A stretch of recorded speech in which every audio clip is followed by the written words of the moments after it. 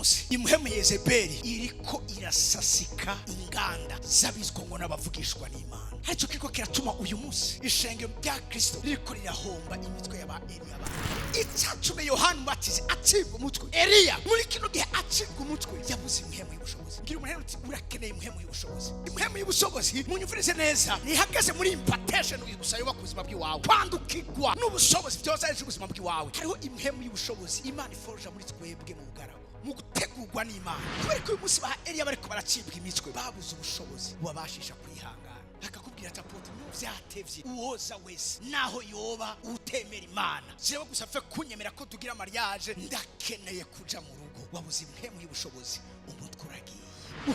Umutwe wa Yohana wagiye kubera festivite. N'uyu munsi hariho benshi imitwe yanyirikira cibwa kubera ama festivite yo ngaha muri nusi, ama concert y'abapagani, ibiteramo by'abapagani, kugendera mu nama z'ababi ngo no kugira ubwenge si ubwenge. Umutwe wawe bawusavye kumubera. Umarika araje imbere ya Zakariya ati, Zakariya icyo basavye Imana cyarumviswe. Umugore wawe Elizabeth agiye kukuvyara umwana w'umuhungu, uzomwite Yohana. Batubwiye ku murongo wa 17 ngo azokoma azi imbere y'Imana afise imhemu y'ubushobozi nk'iya Eliya. Vyumvikana yuko Yohana yari Eliya Imana yarungize. Mugabo kurya Yezebeli yarahiye akarengwa yuko uko yagize Eliya bavugishwa bayari ariko azomugira ni nako no ngaha vyagenze. Yohana ariwe tubona mu gicapo cha Eliya. Hano yapfuye gute? Yapfuye aciwe umutwe. Muribuka Herode yakoze urubanza, agakobwa kawe karatamba. Kamaze gutamba yarafise umugore twa Herodiya. Biriza muri Imana ko uwo mugore Herode yari yamwatse canke yamwivye Filipo. Tubona neza yuko aho imhemu Yezebeli iri raba kino kintu, hari ama destruction de famille, ama destruction de foyer. Abantu bakundana imhemu Yezebeli iyije, abo bantu rababura aho bababo. Yohana aza kuvuga kubijanye n'igikorwa Herode yakoze. Ngo umunsi wo kwibutsa Matayo 14:6 ukuvuga kwa Herode ushitse, umukobwa Herodiya atambira hagati ya bose anezereza Herode. Next verse. Nico cyatumye amwemerera amurahiye kwamuha icyo yomusaba cyose. Yezebeli arumva gusenga kwawe. Yezebeli mwuraba kino kintu, Yezebeli uko Zakariya yasenze akumvigwa, niko na Yezebeli ari karomdera kungene. Munyumvirize neza, itakeneye gikogwa. Raba kino kintu nico cyatumye amwemerera akamucyo yomusaba cyose. Next verse. Nawe amaze koshwa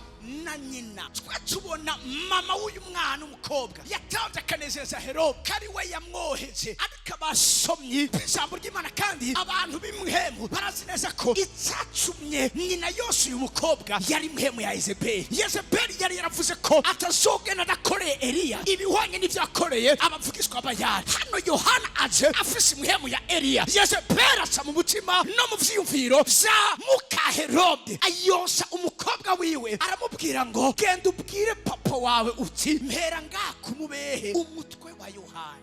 Fise inkuru itaryoshe. N'uyu munsi imhemu Yezebeli iriko irasasika inganda zabizwa ngo n'abavugishwa n'Imana. Hari ikintu hano bavuze ngo azuko garuka muri Luka 17, hari ikintu kibashaka kubereka. Niki cyatumye Yohana, niki cyatumye Eliya muri Yohana ashobora gucibwa umutwe. Hacho kiko kiratuma uyu munsi ishengero rya Kristo riko rirahomba imitwe y'aba Eliya baryo.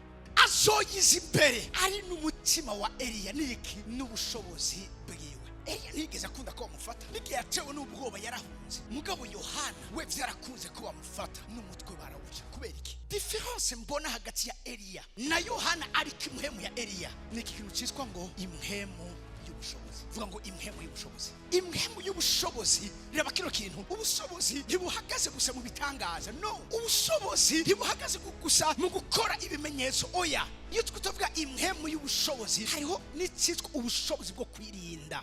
Ubushobozi bariko baravuga nga munyumvirize neza, nukutagwa mu mutega bari imbere yawe baguye muri kuraraba. Iyo turiko turavuga imhemu y'ubwenge, imhemu y'ubwenge niki? N'ubushobozi bwo gushoboza gusira mu ngiro ivyo ijambo ry'Imana riko nakubwira. Icyatumye Yohana Umubatizi acibwa umutwe, Eliya muri kino gihe acibwa umutwe, yabuze imhemu y'ubushobozi. Ngira umuntu uti urakeneye imhemu y'ubushobozi. Imhemu y'ubushobozi munyumvirize neza, ihagaze muri impartation gusa yo bakuzima bw'iwawe, kwandukirwa n'ubushobozi byose ari ubuzima bw'iwawe. Hariho imhemu y'ubushobozi Imana iforja muri twebwe mu bugaragu, mu gutegurwa n'Imana, ubushobozi bwo kwirinda, ubushobozi bwo kwizigama, ubushobozi bwo kwihanganira ivyo uri kuracamo, ubushobozi bwo kwitega Imana, ubushobozi bwo kurindira amasezerano y'Imana. Kubera ko uyu munsi ba Eliya bariko baracibwa imitwe, babuze ubushobozi bubabashisha kwihangana. Akakubwira ati apote, no vyatevye, uwoza wese naho yoba utemera Imana, jewe gusa mfe kunyemera ko tugira mariage, ndakeneye kuja mu rugo. Wabuze impemu y'ubushobozi, umutwe uragiye.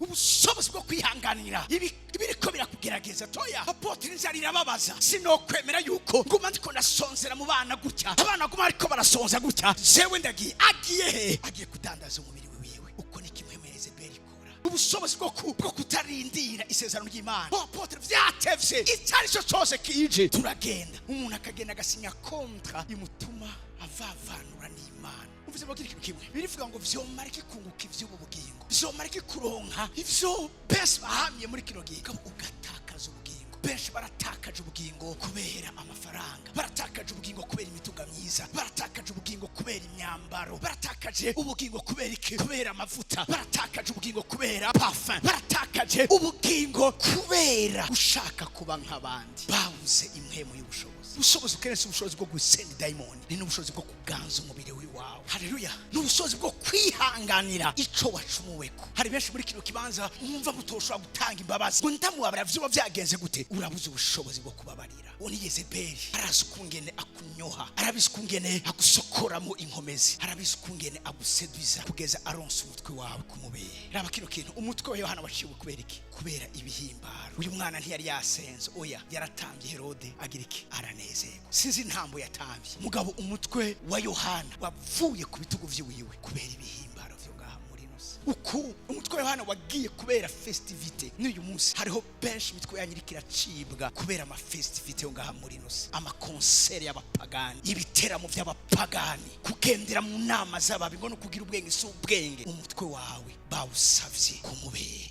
Mukobwa mbaraza arambwira ngo icatumye nemera ko turyamana no muhungu nuko yambwiye ko tutajyamana mariage dukora. Mariage ni iki? Naya ma festivite yo kwa Herode yagegenye umutwe wewe. Muriko muranyumva? Nandi ndakeneye kunezereza abavyeyi, ushaka kubanezereza mu buryo ubuwe. Nimba wo banezereza biza guca umutwe wawe. Eliya wo muri kino gihe ciherezo, umenye ko wasabwe. Umwarabwiwe sizovyibagira. Impemu Yezebeli, umujene umwe yavuye mu rumogi, mbabare nta ngoma ndabivuge, arakizwa arihana. Ni je ubwanje namubatije, ni je ubwanje namugire deliverance. Igihe kimaganira n'umwe mubi wawe akize akomeye. Urazi iyo abantu bari posséder impemu Yezebeli babasigara bumva umengo bicaye mu ntebe y'Imana, babumva umengo Imana ntikibaho. Niyo badesida vyose do a z ku buzima bwawe, akura Imana ku ntebe yayo. Sizovyibagira. Uyu mujene agenda asaba akazi. Uyu monkle wiwe aramubwira ati tondo, ndashaka umakazi kuko nabandi arakaba. Asaramubwira ngo nakubwiye yuko udakijijwe nazo kwigana umunsi n'umwe ndagufasha. Ati mfise inkuru nziza tondo, mperuka no kubatizwa, narakijijwe. Yarazi ngo ni inkuru nziza. Umutoto wacu aramubwira ngo wabatirijwe he?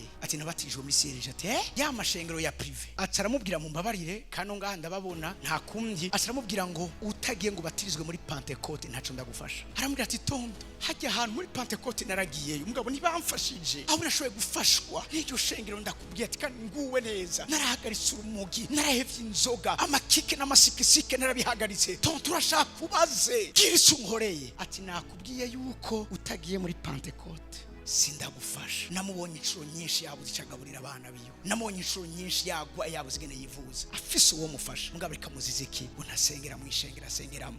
Iyo ni impemu ya Yezebeli vyagiye gutuma igihe kimwe aremegwa. Uyu munsi sinzi n'irengero ry'iwiwe, ariko igihe cyose ndamubonye ndamubona yarasubiye mu vyari yaravuye. Uyu muntu yakoreshwe n'impemu ya Yezebeli. Umuntu akanka mwene se ngo ntibasengera mu ishengero rimwe, umuntu akareka gukora iciza agikorera mwene se akamubwira ngo ntibasengera mu ishengero rimwe. Ni nkuko n'umuntu ngaha bireka gukora iciza umuntu wahandi ngo ntasengera ngaha. Iyo ni impemu ya Yezebeli. Aho impemu ya Yezebeli iri hari amadivision, aho impemu ya Yezebeli iri ikwereka amadiference. Ariko ijambo ry'Imana tubwira ngo amacakubiri yose y'ubwoko bwose yakuweho n'umusaraba. Uyu munsi munyumvirize neza, nta muyuda nta mugiriki agasanga yarizeye umwami Yesu. Uyu munsi twese turi bene umugabo umwe, turi abana b'Imana. Numva amen yanyu muri kino kibanza.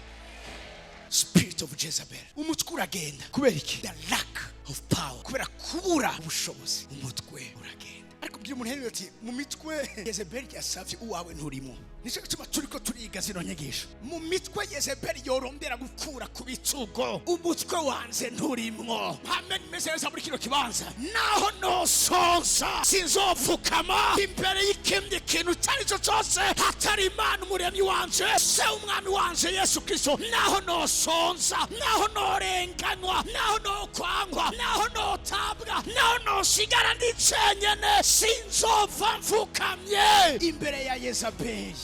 The modern spirit of Jezebel, imwe mu Yezebeli yo muri kino gihe cyacu.